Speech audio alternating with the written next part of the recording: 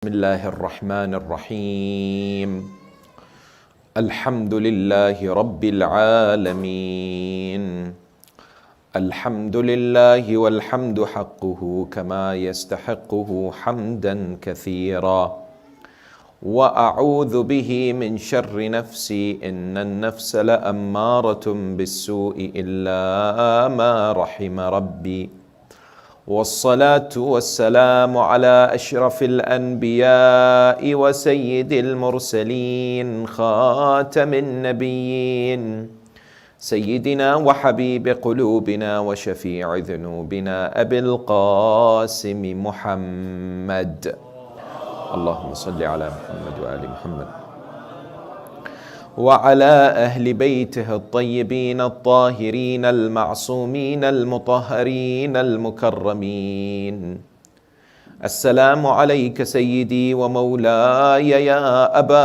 عبد الله وعلى الأرواح التي حلت بفنائك عليك مني سلام الله أبدا ما بقيت وبقي الليل والنهار ولا جعله الله آخر العهد مني لزيارتكم السلام على الحسين وعلى علي بن الحسين وعلى أولاد الحسين وعلى أصحاب الحسين جميعا ورحمة الله وبركاته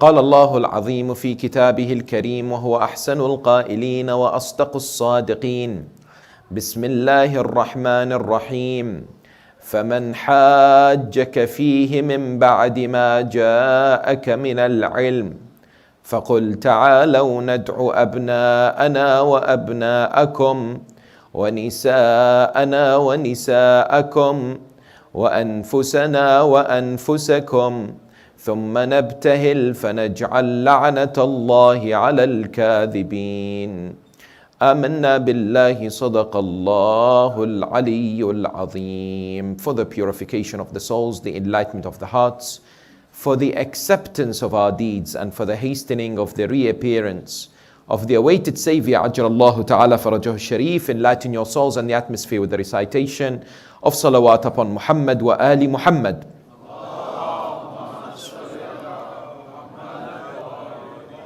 Respected elders, sisters and brothers in Islam, Salamun alaykum wa rahmatullahi ta'ala wa barakatuh. This event is considered to be an important and indeed significant during the life of the Holy Prophet of Islam. It is mentioned in the Holy Quran across 3 ayat, and it's an incident that highlights the brilliance as well as the superiority of the family of the Holy Prophet. Al-Mubahala, or the event of the malediction, was an important event during the life of Sayyid al-Shuhada Aba Abdullah al-Husayn salawatullahi wa salamu alayhi. Allahumma salli ala Muhammad wa ali Muhammad.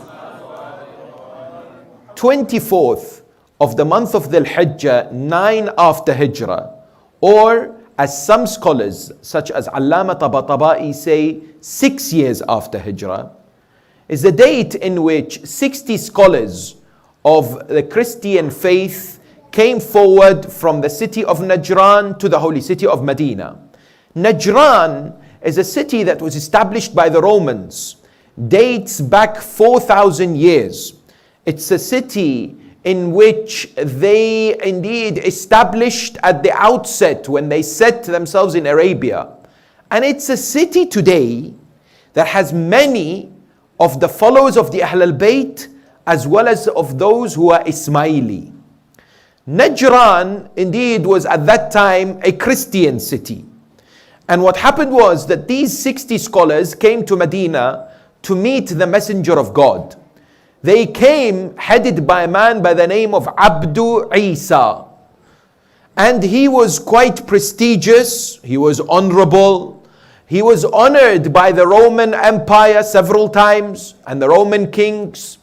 They emerged, but they had luxury clothes and they were wearing jewelry. They came to the mosque of the Holy Prophet, Masjidun Nabi, and it was after Salatul Asr. When they came, they wanted to pray. And the Prophet of Islam allowed them to pray inside the mosque. When they finished their prayers, they came to the Messenger of God. They greeted the Messenger and wanted to speak to him, but the Holy Prophet ignored them. He did not speak to them. They tried, but the Prophet did not respond to them. They went to Amir al-Mu'mineen and said, Ya Ali, why is Muhammad not speaking to us? Amir al-Mu'mineen says, you need to approach him with simple clothing. They ditched the luxury clothing and the jewelry and they came to the Messenger of God. When they came later, the Prophet said, when they first came to me, I saw shaitan with them. Then they began to speak. They said, Ya Muhammad, why is it that you insult our man, sahibuna? He says, who is your man? They said, Isa ibn Maryam. He said, what do you mean? They said that he is the son of God. The Prophet said, Isa is Abdullah wa ruhuhu wa kalimatuhu allati alqaha ila Maryam. Isa ibn Maryam is the servant of God. He is the word of God. He is the spirit of God, as in created by Allah, that was placed inside Maryam. They said, no, he is God. He came in the form of human being. How can a person be born without a father? Thereafter, a verse in the Quran in chapter 3 verse 59 is revealed. إِنَّ مَثَلَ عِيسَى عِنْدَ اللَّهِ كَمَثَلِ آدَمَ. The similitude of Isa in the eyes of Allah is like that of Adam. خَلَقَهُ مِنْ تُرَابٍ ثُمَّ قَالَ لَهُ كُنْ فَيَكُونَ. He created him from soil and said to him, be, and he became. After such discussion, these 60 individuals, they said that we will deliberate, we will think about it. Next day they came back and said, we are not convinced. At that moment, they were invited for what? Mubahala. This act which is known as asking God the Almighty to send His punishment and to withdraw the mercy from the group of people who are considered to be liars. They said amongst themselves, let's see who Muhammad brings with him. If he brings his family with him, then this gives us an indication that he is what? Truthful. Because nobody wants to see their family hurt. They were so convinced that they will be victorious. So they observed. Narrations tell us, numerous narrations highlight that on the 24th of Dhul Hijjah, the Messenger of God, Rasul al-A'zam wa Nabi al-Akram, Muhammad sallallahu alayhi wa alihi wa sallam,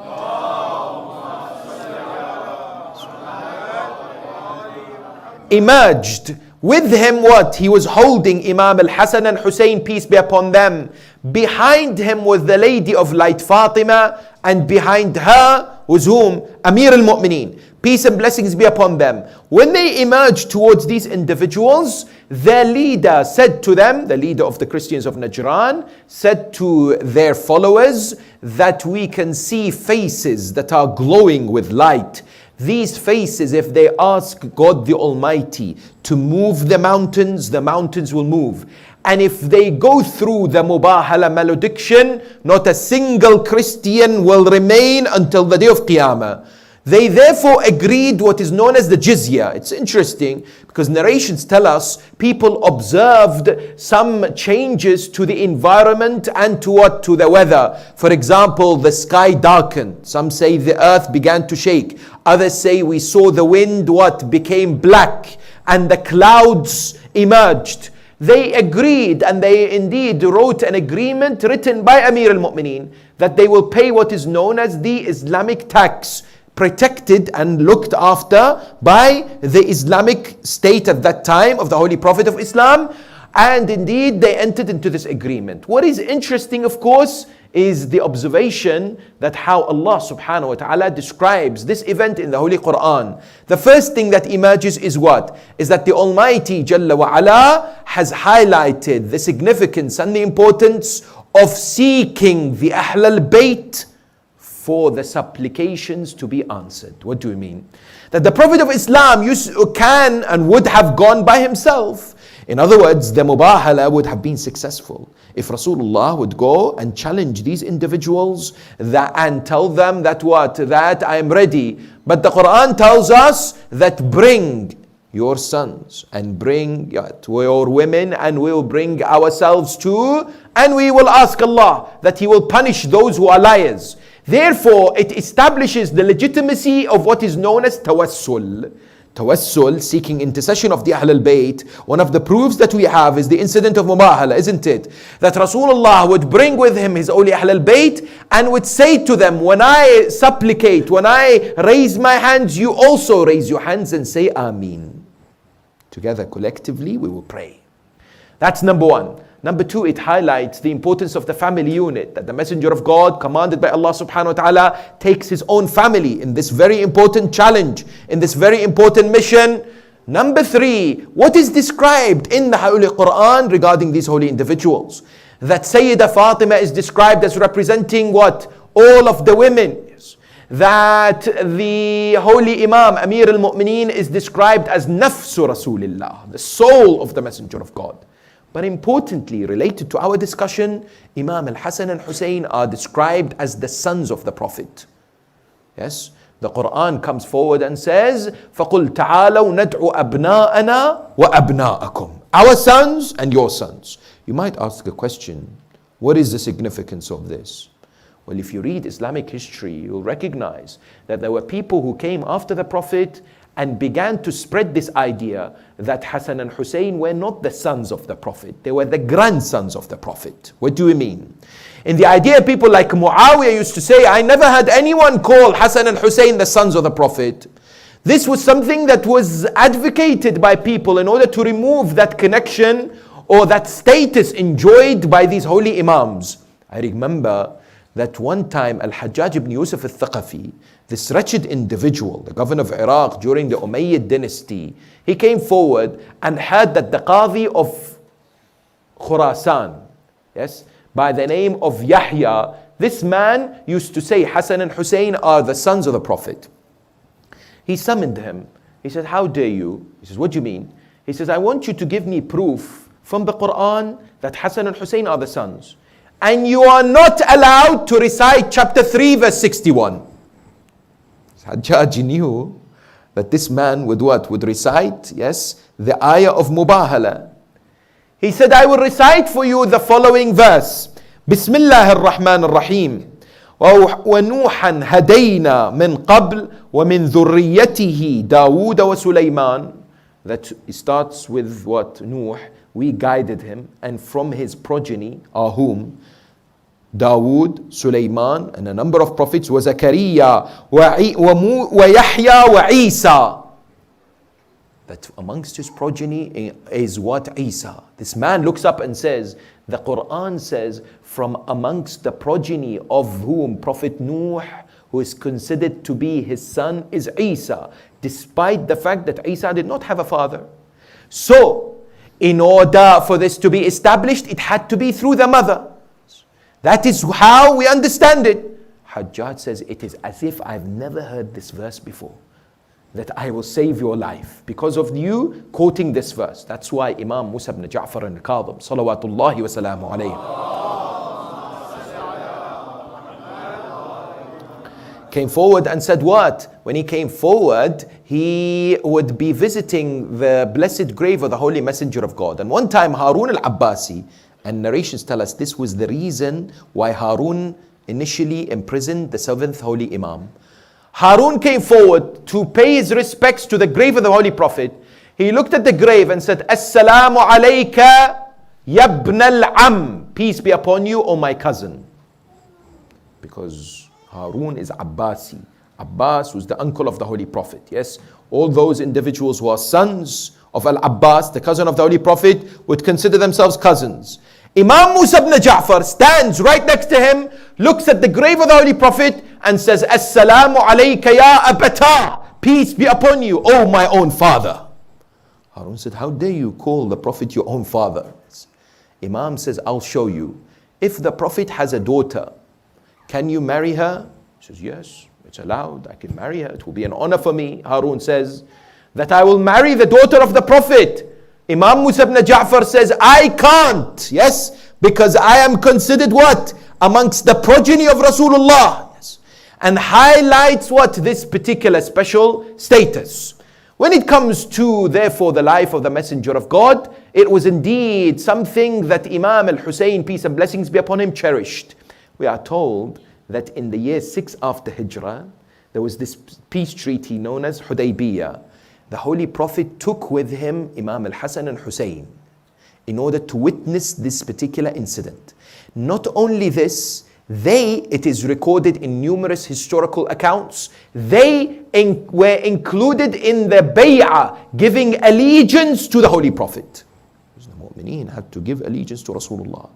Amongst those who gave allegiance was the young Hassan and Hussein. This is considered to be an example of how the Ahl al-Bayt would instill self-esteem in the hearts of the youngsters. That the Messenger of God did not necessarily dismiss the young Hassan and Hussein. Continuously there was this encouragement, there was this positive reinforcement, there was the strengthening of self-esteem. Today sometimes we lack this particular focus upon our youngsters, in the idea that some of our youth lack this self-confidence, especially our sisters. In the modern era, where many are looking to what? Somehow gain that recognition, somehow gain that positive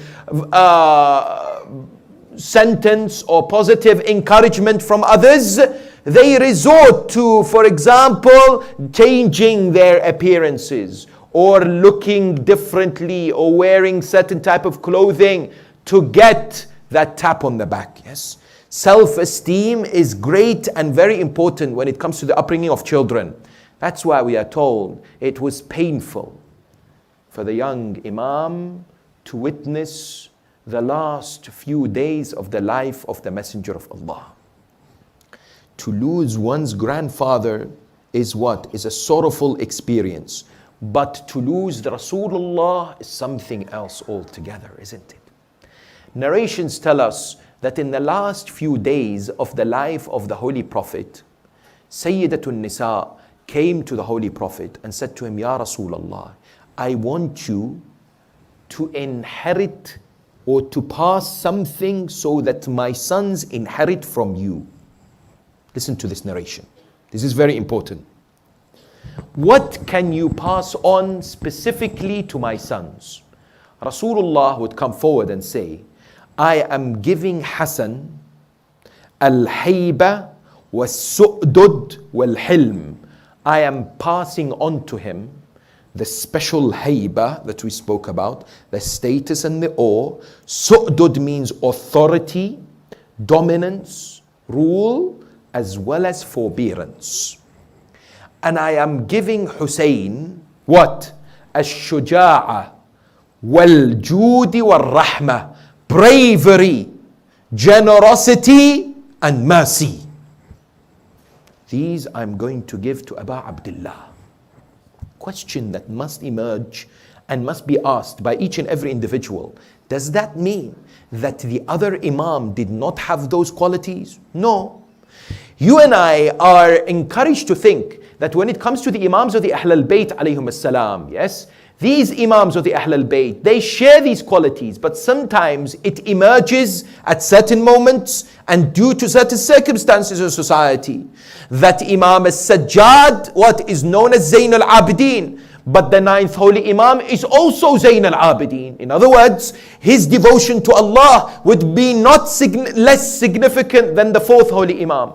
The 9th Holy Imam is Imam al-Jawad al-Taqi. The 5th Holy Imam is also Jawad and Taqi. They all have these characteristics and attributes, but sometimes these titles are given to them what? Due to the prevalence at that time, due to what people witnessed or what they were somehow known by. That is why it's of the utmost importance for you and I to ensure that we honor their legacy and not necessarily disrespect any of the Imams. What does that mean?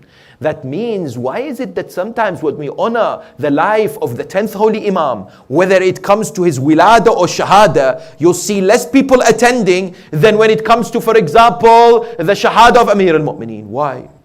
Why when it comes to honoring Imam al-Hasan al-Askari, his wilada, for example, you don't see as many people when it comes to the wilada of Imam Zayn al-Abidin? Why?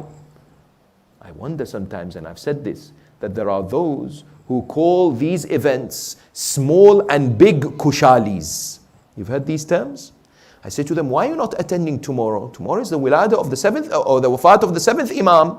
They say, you know what, it's not a big wafat. Ajib. Now we have classified them into small and big. Somehow in our minds, yes, we have placed them into priority and what? Significance. Who told you that the shahada of the 7th Imam is less significant than the shahada of the 4th Imam?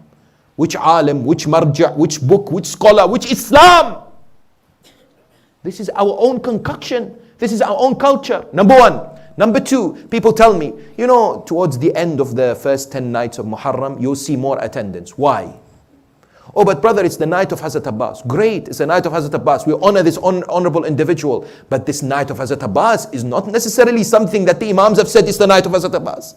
It's a cultural matter. It's good. But it doesn't mean just because I have been told this is a special night, I should show up. But the second night, third night, fourth night, no, Maulana, I'm staying at home. Why are you turning up on the 7th night? Oh, but it's a special night. This idea of classification of religion according to whims and desires is dangerous. We must uproot it. Imam Al-Husayn's mission is reform. Don't tell me because of my forefathers, they did this. First 5 nights, I'm not attending. Last 5 nights, my father and my grandfather did it. Now I will do it. That is not an excuse. I must be brave enough and strong enough to follow in the footsteps of Abu Abdullah to reform practices that please Allah subhanahu wa ta'ala. I need to move within the direction that was given to me by the holy Ahlul Bayt alayhim as-salam. That's why when it comes to this particular idea, what do we find? We find that the holy Imams alayhim as-salam would be surrounding the Prophet in his last few days. Narration tells us that in one instance when the Prophet was going through illness, he asked Imam al-Hasan and Hussein to stand up and to leave because the Prophet needed to be by himself.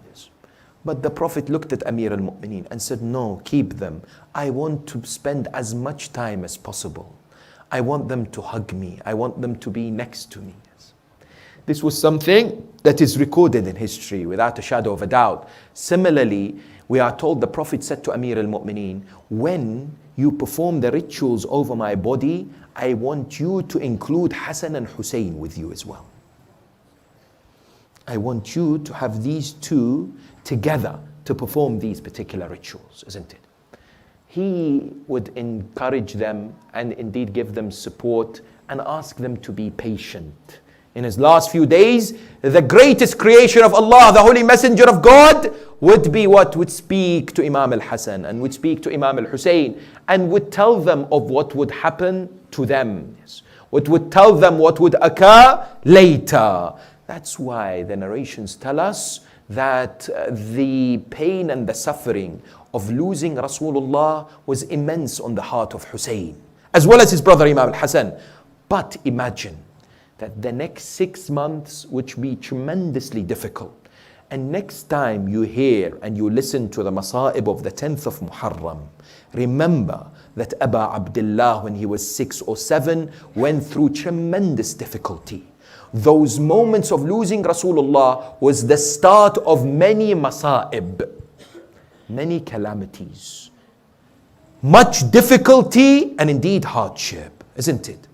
We are told that only a few days after the passing away of the Messenger of God, yes, the idea emerged that what? Amir al-Mu'mineen says, when we finished the rituals and when we buried the Messenger, I did not leave the house until I compiled the Quran. And as soon as I compiled the Quran, I took with me Hassan and Hussein and Fatima. And we went round to the houses of those who fought in Badr. The Sahaba, the companions. And we asked them for support. Only 4 individuals supported us. Salman, Miqdad, Ammar and Abu Dhar. That's it. We did not see anyone else support us. Yes. Imam Hussain from a young age was involved by Amir al-Mu'mineen in establishing social justice and calling for haqq and righteousness from a young age. Understand that these things are very significant. They are not small matters in the life of the Imam alayhi salam. They shaped his personality. The calling towards asking for the legitimate haqq to be given was something that is established. What else was witnessed? Later, of course, the land that belonged to Sayyidatun Nisa, Fatima, salawatullahi wa salamu alayha.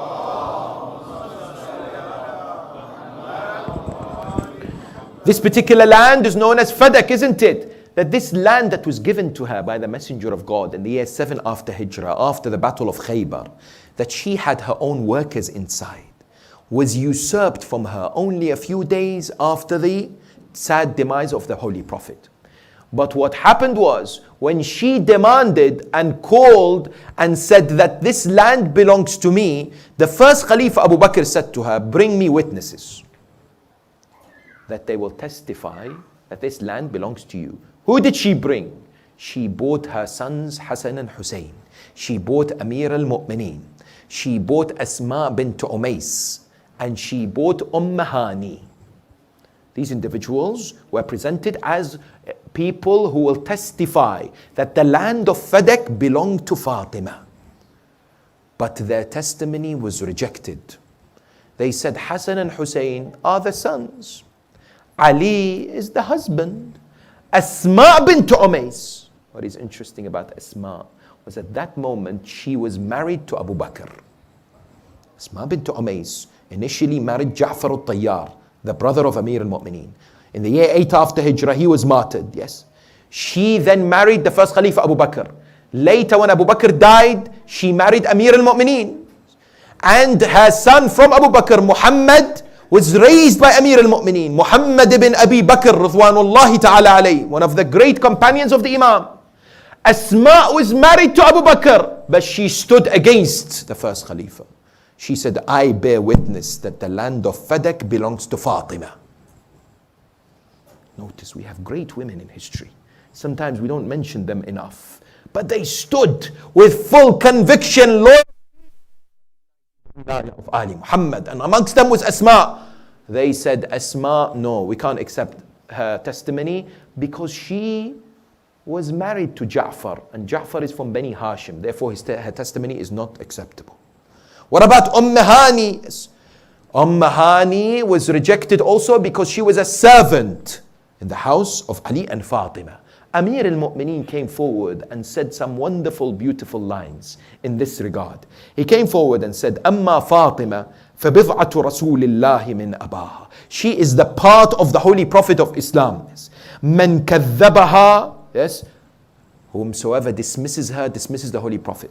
And then he goes on to say, وَأَمَّا الْحَسَنُ وَالْحُسَيْنُ, for they are the sons of the Holy Messenger of God. Sayyida Shabab Ahl al-Jannah. They are the masters of the youth of what? Of paradise. Whomsoever makes them as liars, considers them as liars, has considered the Messenger of God as liar, isn't it? And then he goes on to say, أَمَّا أَنَا فقد قال رسول الله أنت مني وأنا منك وأنت أخي في الدنيا والآخرة. You are from me and I am from you, and you are my brother in this world and the hereafter. من أطاعك فقد أطاعني. Whomsoever obeys you has obeyed me. ومن عصاك فقد عصاني. Whomsoever disobeys you has disobeyed me. As well as Ayman. You recognize that Ayman is of the people of Jannah, isn't she? Because the Prophet said she is of the people of Jannah. Yet unfortunately, as we have today, and the trend continues today, there are people who recognize that these verses in the Quran have been revealed in the merit of the Ahlul Bayt. People, majority of the Muslim world today will tell you that what? That when it comes to the Ahlul Bayt, Ayatul Tathir was revealed in their merit. Yes, many of our brothers from other schools, they say the women, the wives of the Prophet are included, but they do not exclude Ashabul Kisa. They include them. But you tell them, Why do you, when it comes to, for example, prayers, when it comes to the discussion regarding the Ahl al-Bayt or the Holy Prophet, you do not include them in the salawat? For example, why? I made an investigation. I thought with myself, maybe sometimes from a minbar we say something and it is not backed by evidence, scientifically.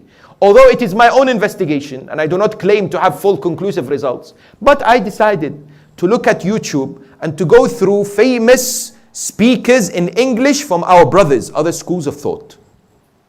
Anyone you can think of without mentioning their name, I went to their lectures and I listened, not one sample, several samples, to see how many of them, when they mention the Prophet, say sallallahu alayhi wa alih, and how many say sallallahu alayhi wa sallam.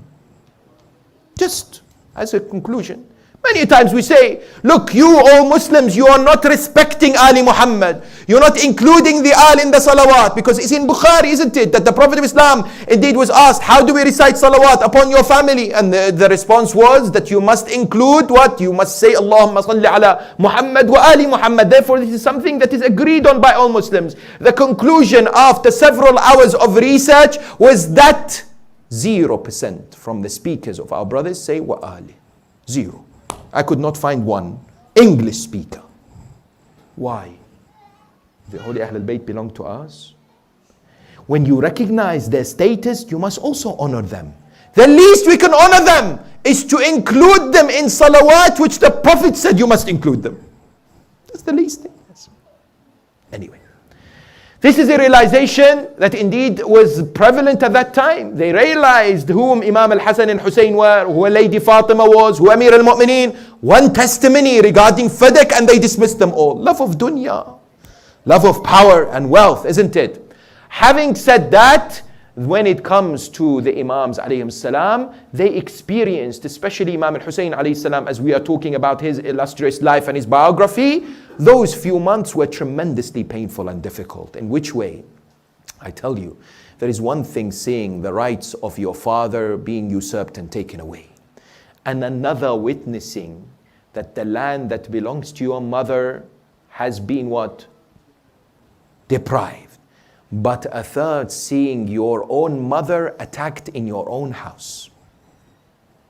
That when Husayn ibn Ali, that when the Imams look at their mother in this state, when she was crushed between the wall and the door, when she had to lose her unborn son, this would break the heart of any child when they see their mother suffering in this way. I tell you, when you reflect upon the 10th of Muharram, know how much masa'ib and how much grief did Hussein see with his own eyes. From a young age. That's why the narrations tell us this Asma bint Umays radwanullahi ta'ala alayha was the one who looked after Sayyidah Fatima in her last few months of this life. And in the last day of the life of Sayyidah Fatima, she said to Asma that I am going to go inside my room and I am going to recite the Quran.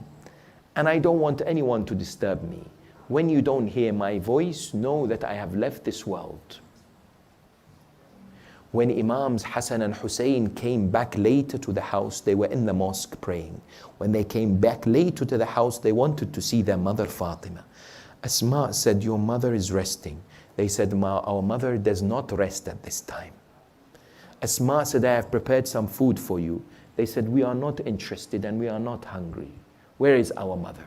They rushed to the room and they saw their mother in that state. I ask you, how can a son in the year of their childhood see their mother in this state? But how did they see their mother Fatima? She had lost so much weight. The narrations tell us that she was as if stuck to the ground. And they threw themselves on her body. Hassan would say to his mother, oh mother, this is your son Hassan, answer me. Hussein would say, oh mother Fatima, who has made us orphans? And indeed later they would take part in the funeral of whom? Of their mother Fatima. Yes. In those most difficult of moments for Ali Muhammad, that would constantly play in the mind of the Imam alayhi salam. But those years after losing their mother Fatima was characterized by what in the life of Imam alayhi salam? Was characterized by the nurturing and the upbringing with his father, Amir al-Mu'mineen wa Mawla al-Muttaqeen, Ali ibn Abi Talib, salawatullahi wa salamu alayhi.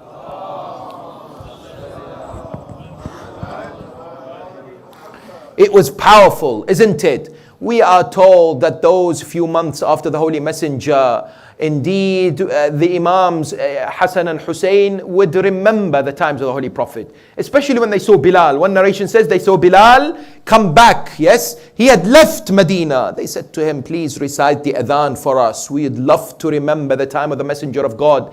Bilal had refused to recite adhan for anyone. But when he was requested by Imams Hassan and Hussein, he recited the adhan to the extent that everyone in the city of Medina would remember the time of the Messenger, and people cried and cried. Later, Sayyidah Fatima in her life would also request Bilal to recite the adhan, but she could not tolerate listening to it, and after the first few sentences fell unconscious, remembering the time of her Holy Father. Narrations tell us that they would be instrumental in standing against injustice and what? And any wrongdoing. They were being looked after, Imam al-Hassan and Hussein, being looked after by their father, the voice of human justice. And at their early years, their youthful years, the seeking of justice was well ingrained and inculcated in their thoughts and in their setup. We are told that, for example, we take a few examples as a lesson for our youth today. In terms of the youthful years of Sayyid al-Shuhada, Abu Abdullah al-Hussein. Peace and blessings be upon him. We are told during the Khilafah of the second Khalifa, Umar ibn al-Khattab. This narration is recorded in numerous books of history. On the day of Friday, this individual was reciting the khutbah. He was reciting from the minbar. Amongst the attendees was the young Hussein. All of a sudden, he stands up before people and screams, Inzil an mimbar abi. Come down from the minbar that belongs to my father. Hussein speaks the truth. Is not worried about what? Is not worried about the thoughts of the people.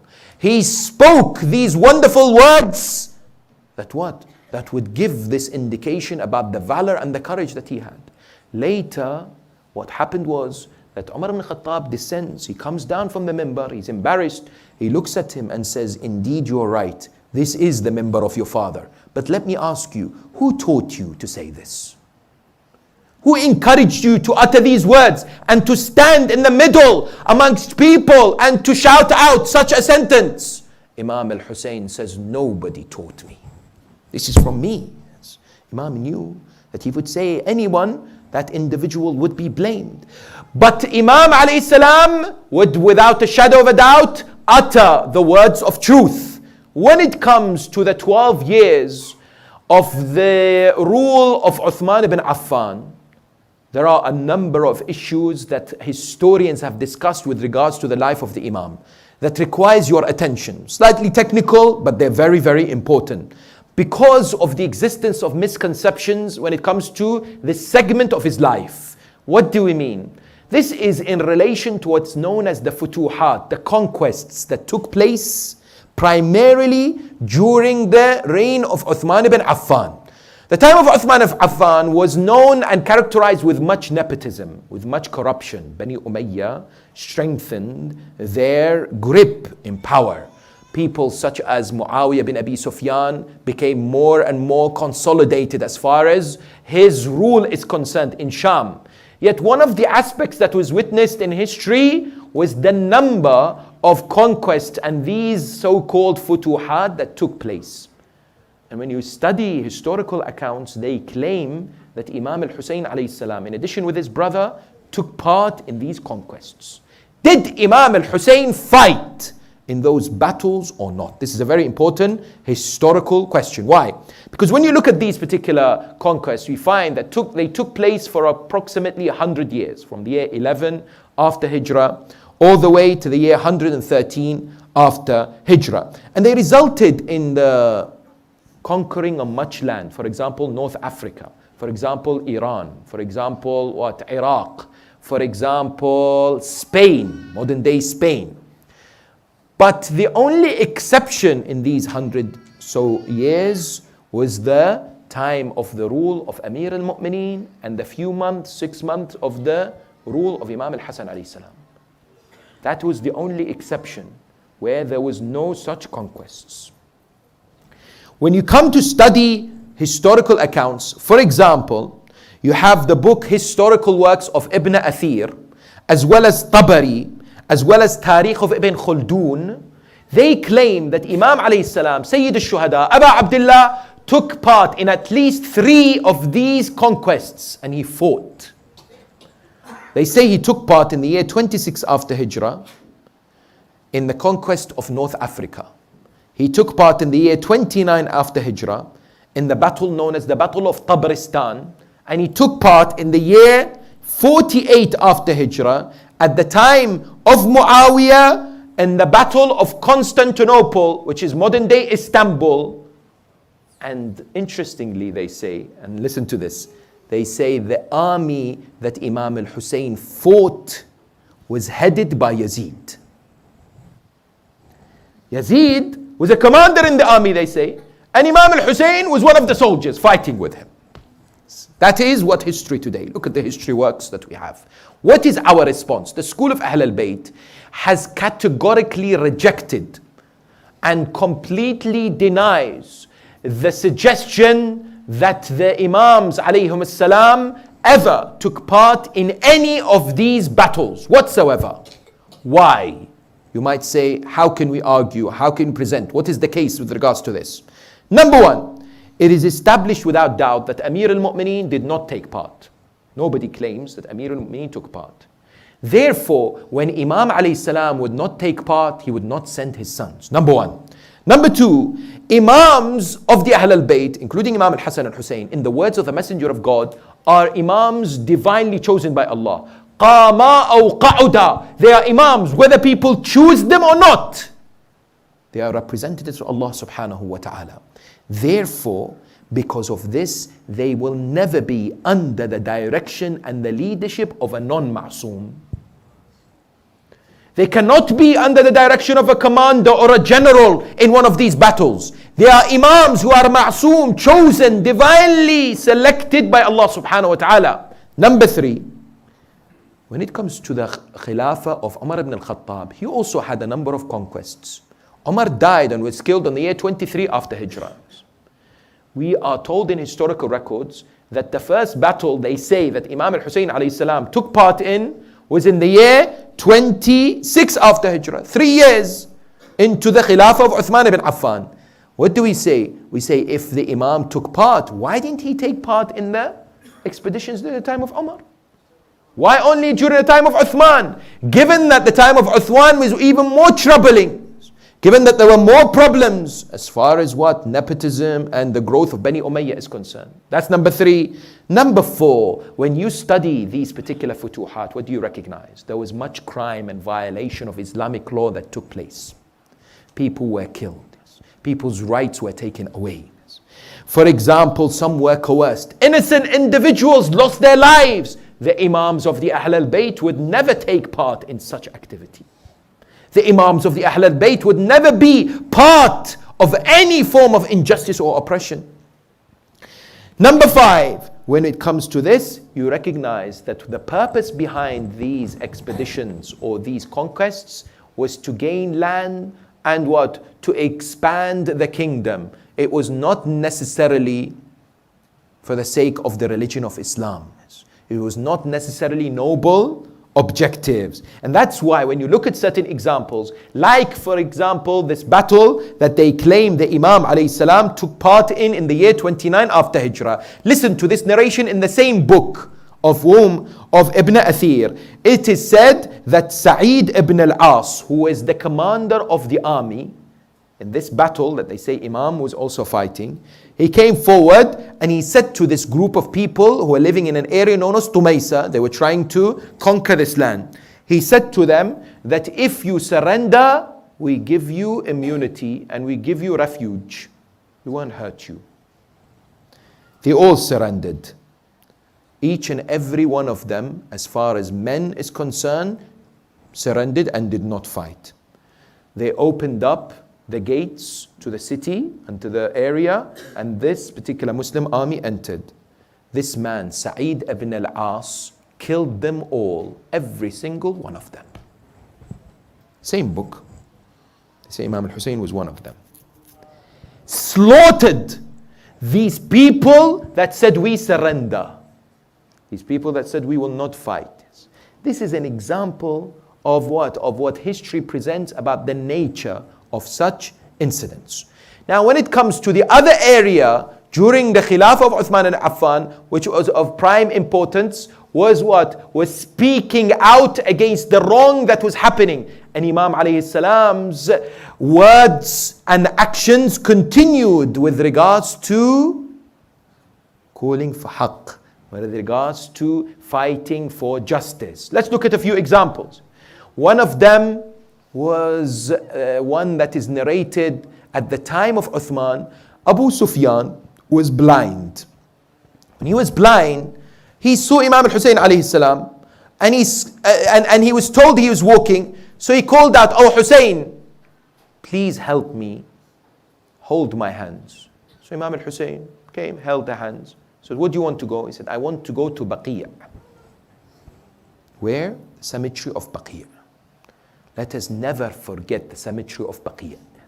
Even during the ayyam of Aza of Muharram, at all times throughout the year, it's a matter of prime importance in our lives. The cemetery of Baqi' is not just a cemetery that's been destroyed.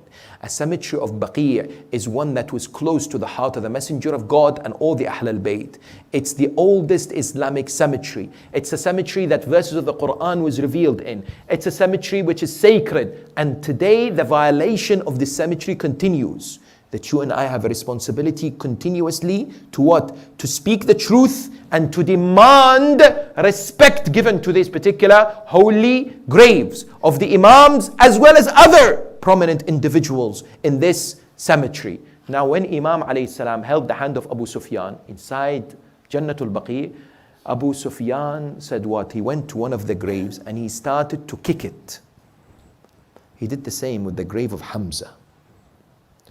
And started to say, "Oh people of Baqi', what you died for is now in our hands. We are playing with it." That means the religion of Islam has become within our grasp now, within our control. At that moment, Imam al-Hussain would not stand a second of such despicable words and behavior from Abu Sufyan. He let go of his hands, looked at him and says, قَبَّحَكَ اللَّهُ وَقَبَّحَ شَيْبَتَكَ. May Allah disgrace you and disgrace your beard. And he left them alone in Baqi'. If he was not found by Al-Bashir ibn Nu'man, people said he would have died. Abu Sufyan would have died. Why did Imam al-Hussain say this? And why did he leave Abu Sufyan alone in Baqi'?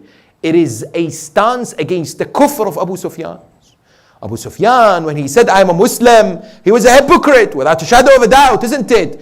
That the idea that emerged was that Imam al-Hussain would not take anything such a statement like that from this wretched individual. Now you come forward and you see this continuation of the support of the oppressed and the calling of justice by Sayyid al-Shuhada, by all the Ahl al-Bayt. Another incident that is narrated during the life or during the caliphate of Uthman is that narrated to Abu Dharr al-Ghifari radwanullahi ta'ala alayhi. Abu Dharr was known to be a trusted companion of the Messenger of God. A man whom the Prophet of God would say, he is what? All truth. If you want to see truth, you see Abu Dharr.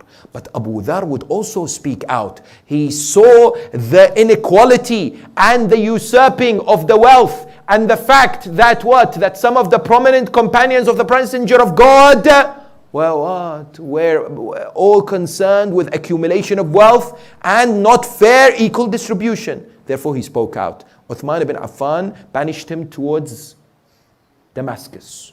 So go live there. Muawiyah sent him back to Medina and says, "I don't want him here. He's turning many people against us." And therefore Uthman decided to banish him to his birthplace, Al-Rabada. The Prophet of Islam would say regarding this particular individual, O Abu Dhar, you will believe by yourself and you will die by yourself. When Abu Dharr al-Ghifari radwanullahi ta'ala alayhi was about to leave, each and every member of the Ahl al-Bayt, including Amir al-Mu'mineen, including Imam al-Hassan, including Imam Hussain, peace and blessings be upon them all, spoke to him, consoled him, gave him encouragement. Listen to the words of Imam al-Hussain alayhi salam, how he spoke to Abu Dharr al-Ghifari. He said to him, Ya Amma, inna Allah ta'ala qadirun an yughayyira ma qad tara, wallahu kulla yawmin huwa fi sha'n. Oh Abu Dharr, Allah can change whatever you're going through. He knows what you're going through. And everything may change. That means don't despair. Then he says, وَقَدْ مَنَعَكَ الْقَوْمُ دُنْيَاهُمْ وَمَنَعْتَهُمْ دِينَكَ. Allahu Akbar. What a sentence. He says, oh Abu Dharr, these people have deprived you from dunya, but now they're going to be deprived from your religion. The fact that they are banishing you, they're losing out because you're such an esteemed companion of the Holy Prophet. Then he says, فَمَا أَغْنَاكَ عَمَّا مَنَعُوكَ. You are enriched with whatever they have deprived you from. وَأَحْوَجَهُمْ إِلَى مَا مَنَعْتَهُمْ. But they are in need from what you are going to deprive them from. You don't need the dunya, but they need the religion. Then he says these monumental words, فَاسْأَلُ اللَّهَ الصَّبْرَ وَالنَّصْرَ. Ask Allah for patience and for victory. وَاسْتَعِذْ بِهِ. And seek refuge in Him. مِنَ الْجَشَعِ وَالْجَزَعِ. Don't ever look for greed and don't ever lose hope. Imam would say to Abu Dharr, and he would say to him, فَإِنَّ الْجَشَعَ لَا يُقَدِّمُ رِزْقًا. Because greed does not bring about rizq. وَالْجَزَعْ لَا يُؤَخِّرُ أَجَلًا. And to lose hope does not delay that which has been said by Allah subhanahu wa ta'ala.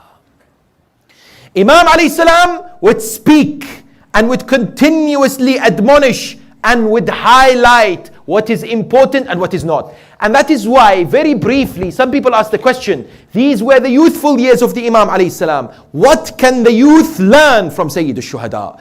In these years, what did he do that can be instrumental and inspirational for our youth today to pick up, given all the challenges that they face in modern day society?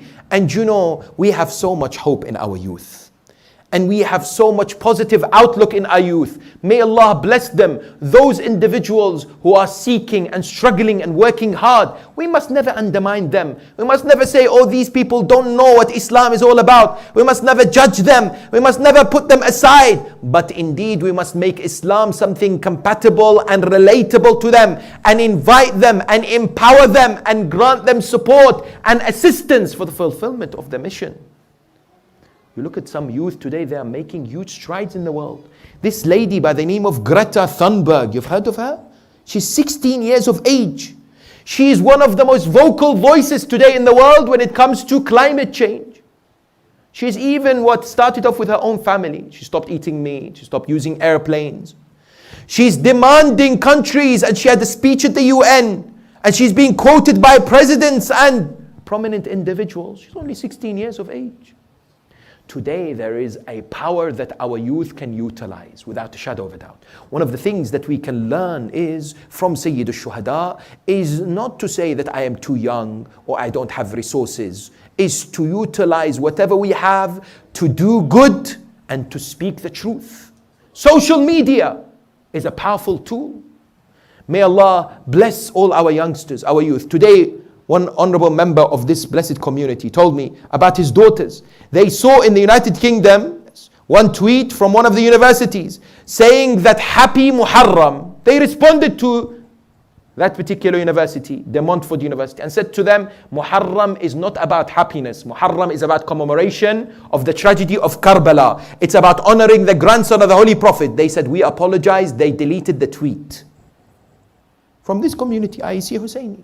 At the end of the day, there is so much that can be done from our youngsters, from our youth. Yes, each and every one of them can make a tremendous difference wherever they are. They are encouraged to take these active steps, and the parents and our community elders are encouraged to support them and empower them. Grant them the tools necessary to accelerate and to serve and to increase their development. Number one. Number two, spiritually, the youth goes through a number of challenges. As far as the iman, sometimes it hits rock bottom. Sometimes there is vast temptations. Sometimes there is peer pressure, urging them to do things which are not right. Sometimes there are environments which is polluted for the soul. Sayyid al-Shuhada, Aba Abdullah Al-Hussain, salawatullahi wa salamu alayhi.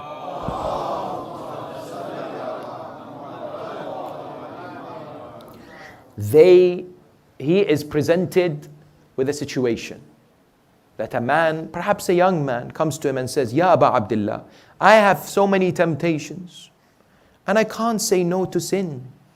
I keep sinning. Imam alayhi salam says, I give you 5 situations. If you can do one of them, then you can sin as much as you like. It's brilliant. First of all, go somewhere where Allah would not see you and sin as much as you like. If you can't, go somewhere in which Allah is not in control of and sin as much as you like. If you can't, eat that which Allah has not created and sin as much as you like. If you can't, then when the angel of death comes to you wishing to take your soul, delay it. Say, excuse me, come back tomorrow. And if you can't, then when Malik, the angel of Jahannam, takes you towards hellfire, seek a different direction. Tell him, I want to go to Jannah instead. Can you do that? Imam alayhi salam wants to shake the conscience of the youth, yes, and says, understand where you are, understand these trigger factors, these temptations. Today we live in a world where, for example, in the internet there are so many unfortunate traps of shaitan. I call it the eye shaitan. Works so hard online, not only on social media, on all these filthy websites, on all these practices which are what? Which are detrimental to one's faith. So many temptations, suggestions after suggestions, adverts, pictures, images, contacts with others that we should not necessarily have.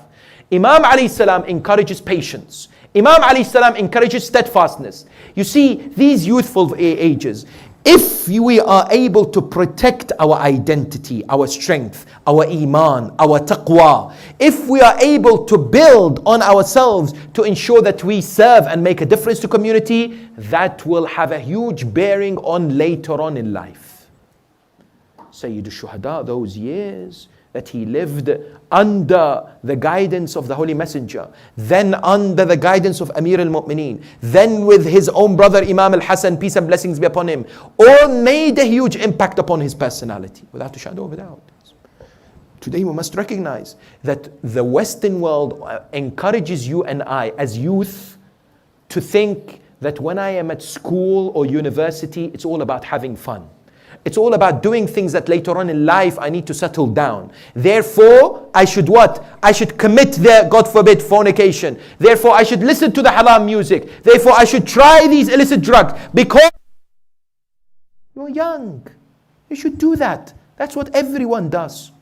But a believer who recognizes that Allah subhanahu wa ta'ala has placed us in an area at a time of hardship, trials and tribulations, understands that a strong youthful age means a strong life, means a successful akhirah. It's all connected. It's all linked to another. Don't think that when you turn 40, for those youngsters amongst us, all of a sudden you can start practicing your salah and you can start practicing your faith correctly. Some of the sisters, we say to them, why don't you wear hijab? They say, when later, and I'm 50 and 60. I'll delay it till later. This is one of the false promises of the shaitan.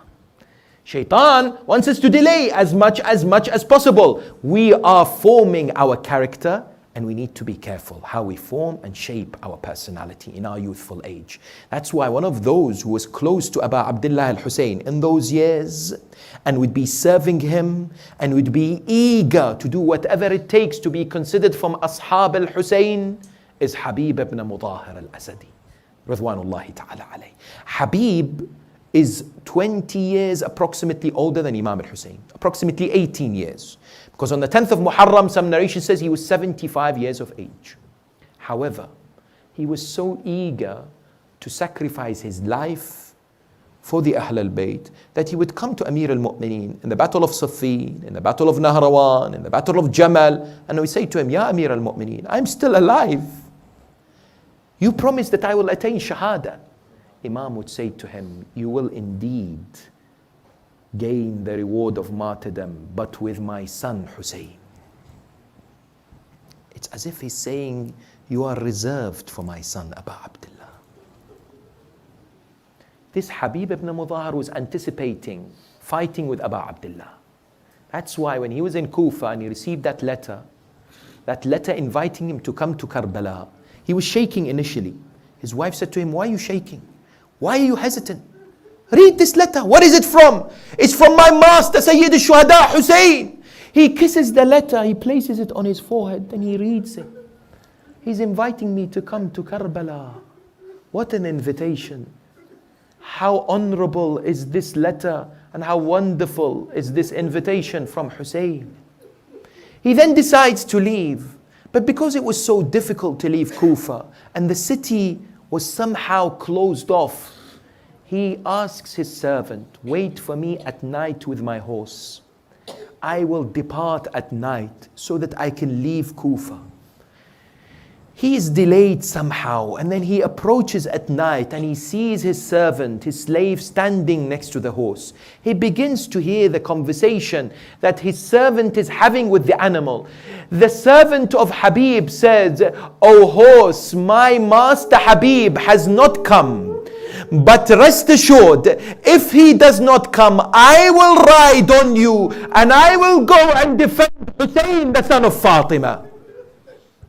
Habib begins to cry, looks towards the direction of Karbala and says, Assalamu alayka ya Aba Abdullah. How amazing you are, because even the servants are looking to fight and sacrifice their life and defend you. He takes the horse, the slave begs him, take me with you. He takes him, he approaches Abu Abdullah, he comes to Karbala next to the caravan of righteousness and freedom. When he reaches the land of Karbala, he dismounts from the horse, he comes next to Abu Abdullah, he embraces Imam Al-Hussain, he greets Imam Al-Hussain. At that moment, a man or a person comes and informs Imam Al-Hussain something. Imam Al-Hussain says, Habib, my sister Zainab sends salam towards you. Habib falls on the ground. He says, who am I?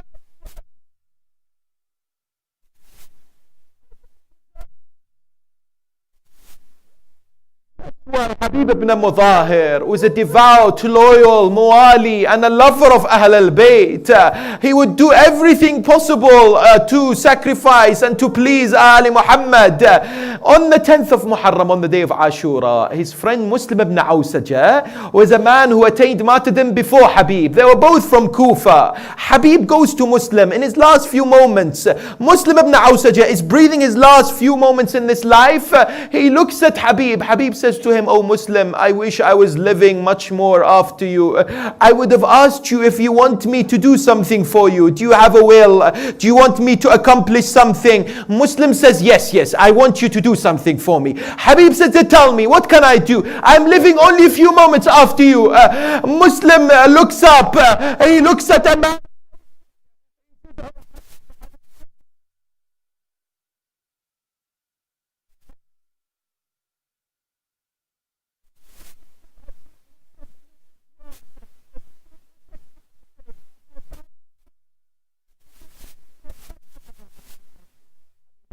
Mudahir did this, isn't it?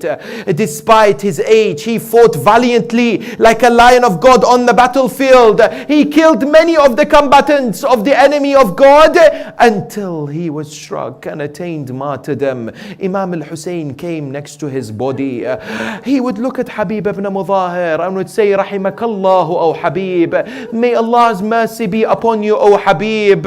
You are truly an individual who completed the Quran entirely in one night. Habib ibn Mudahir was honored. I tell you, when they lifted the heads of the shuhada in Kufa, Habib's son emerged from the house. He was looking for the head of his father. Why? Because his mother said, find me the head of my husband. I have a reason. He went to see the man carrying the head of Habib on a spear. He came to him and said to him, oh man, I beg you, give me the head of my father. He said, how much would you pay me? He said, whatever you want, I would pay you. The head of Habib was given to the son. The son picks the head of his father, hugs it, kisses it, rushes towards the house. I ask you, when a wife sees the head of her husband in such a state, what would she do? What state would she be in? Not the wife of Habib. When she was given the head of Habib, she kissed it. Then she looked up and says, Assalamu alayki ya Fatima al-Zahra.